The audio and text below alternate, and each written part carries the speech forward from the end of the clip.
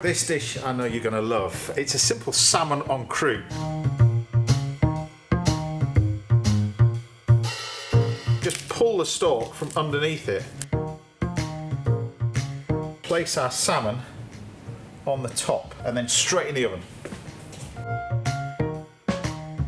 But this I think is one of the nicest ones there is. It's called a classic beurre blanc. You get this really intense flavour, and I can tell by this is boiling away. I suppose you could have a glass of wine while this was juicing down, but